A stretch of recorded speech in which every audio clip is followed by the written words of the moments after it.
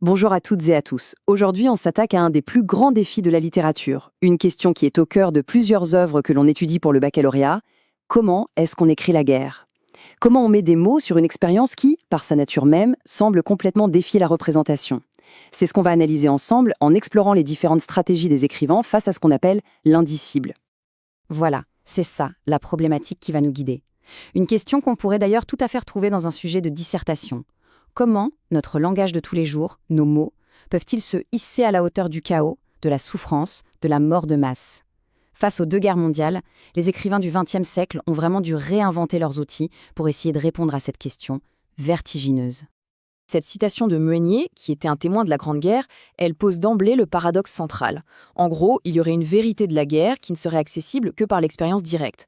Une vérité que les mots, finalement, auraient bien du mal à traduire. Et c'est justement de cette tension entre le vécu et l'écrit que vont naître les différentes formes de récits qu'on va étudier. Alors, notre premier axe d'étude va s'intéresser à la réponse la plus immédiate au traumatisme de 14-18, cette volonté de témoigner. On va voir comment, face à une violence industrielle complètement inédite, l'écriture est devenue pour beaucoup une urgence, un véritable devoir envers l'humanité. Oui, il faut vraiment s'imaginer le contexte. C'est essentiel pour comprendre. La plupart des soldats savent lire et écrire. Et dans l'enfer des tranchées, l'écriture devient un refuge. Bien sûr, un lien avec l'arrière, mais surtout, elle se charge d'une mission. Raconter, c'est d'abord affirmer que ce qui se passe est réel. Et c'est aussi, comme le disait Jean Norton Crue, espérer que la vérité brute de leur souffrance rendra une nouvelle guerre, tout simplement, impossible à concevoir. Bon, là, attention, notion clé à maîtriser absolument. Le témoignage, ce n'est pas juste un récit autobiographique. Non, il a une visée universelle. L'auteur ne parle pas seulement en son nom, mais il parle pour tous ceux qui ont vécu l'événement et aussi pour ceux qui ne l'ont pas vécu. Il se fait le porteur d'une vérité qui est à la fois historique et profondément humaine. Et cette phrase de Barbus, elle est parfaite pour illustrer la finalité du témoignage. Regardez la puissance du procédé. Avec une simple négation restrictive, il opère un renversement complet. Il refuse l'étiquette réductrice de soldat pour redonner à ses camarades leur identité première, leur humanité qui a été bafouée. L'écriture, chez Barbus, c'est donc une arme contre la déshumanisation qui est à l'œuvre dans les tranchées. Mais est-ce que cette approche humaniste du témoignage est la seule possible? Eh bien non. Une autre posture littéraire va émerger, beaucoup plus sombre, beaucoup plus cynique, qui va choisir de raconter non plus la souffrance des hommes, mais la folie absurde du système qui les broie. Après cet élan un peu fraternel des premiers témoignages, on sent que le désenchantement s'installe. La guerre n'est plus seulement vue comme une tragédie, mais comme une absurdité totale. Du coup, l'écriture bascule du registre pathétique vers le registre satirique, voire grotesque. Le but, ce n'est plus de susciter la compassion, c'est de dénoncer la mécanique meurtrière avec une ironie glaciale. Là, on a vraiment une confrontation entre deux visions du monde qui sont radicalement opposées alors qu'elles sont nées du même conflit. Chez Barbus, l'horreur sublime la fraternité. Chez Céline, c'est tout le contraire. Elle révèle la lâcheté et l'absurdité de la condition humaine. D'un côté, on a une écriture qui rassemble, de l'autre, une langue argotique, crue, qui pulvérise toute illusion héroïque. Cette phrase de Céline, elle est terrible, et c'est le point culminant de cette vision déshumanisante. Analysez bien le mot « viande ». Il réduit les corps des soldats à de la matière, à une marchandise de boucherie. Et la banalité de l'adverbe « énormément » et du mot « ensemble » rend la scène encore plus monstrueuse. Le langage, ici, il ne cherche plus du tout à créer de l'empathie, il constate l'horreur, cliniquement. Allez, on change d'époque et de conflit. Avec la Seconde Guerre mondiale et la Shoah, la littérature va se heurter à un nouveau mur, un défi de représentation encore plus immense, celui de l'extermination planifiée. Le point crucial à comprendre ici, c'est vraiment le changement d'échelle. Il ne s'agit plus de raconter la mort sur un champ de bataille, mais bien la négation même de l'humain dans un système organisé.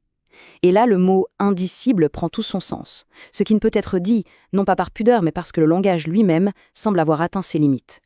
Et face à ce défi, les écrivains vont explorer une multitude de formes littéraires, comme si aucune à elle seule ne pouvait vraiment cerner l'événement dans sa totalité.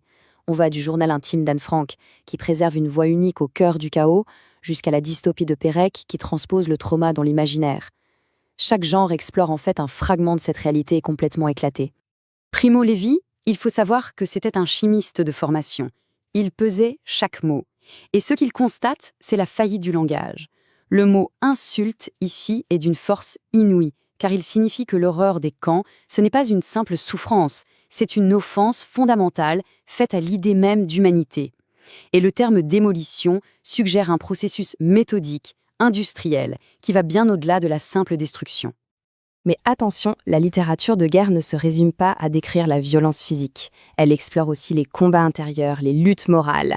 Et on va voir que parfois, la plus grande force, elle ne se trouve pas dans les mots, mais bien au contraire dans leur absence.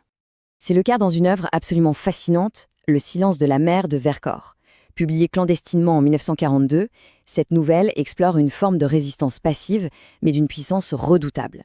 Le silence, ici, ce n'est pas une incapacité à parler, c'est un refus délibéré de parler.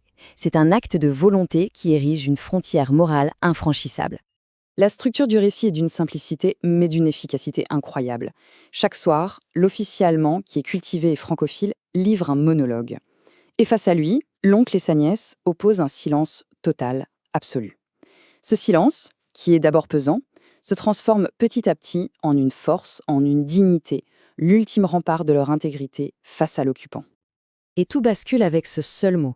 C'est le premier et l'unique mot prononcé par la nièce dans toute la nouvelle. Un mot qui brise le silence, non pas pour fraterniser, mais pour acter une séparation définitive. C'est un adieu à l'homme, mais aussi à l'illusion qu'une entente serait possible. L'effet littéraire que produit ce mot unique, après des dizaines de pages de silence, est absolument saisissant. On arrive maintenant à notre conclusion. Finalement, qu'est-ce qui relie toutes ces œuvres si différentes, du témoignage brut au roman, du cri de Céline à la parole murmurée de Vercors? C'est, au fond, une mission commune.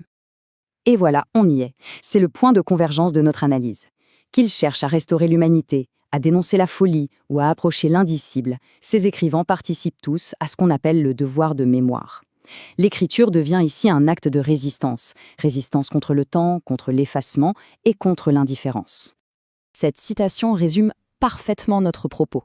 Il faut absolument retenir l'expression « lutter mot à mot ». Elle est essentielle. Elle montre que la mémoire, ce n'est pas quelque chose d'acquis, c'est un combat permanent. Chaque livre, chaque phrase, chaque mot est une pierre qu'on ajoute à l'édifice fragile de notre souvenir collectif. Et il me semble important de terminer sur cette question qui ouvre sur les enjeux de la littérature d'aujourd'hui.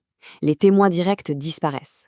Est-ce que la fiction, avec sa capacité à incarner le passé, à nous faire ressentir l'histoire de l'intérieur, a la responsabilité de prendre le relais? C'est une réflexion qui est capitale, pas seulement pour la littérature, mais pour notre avenir à tous.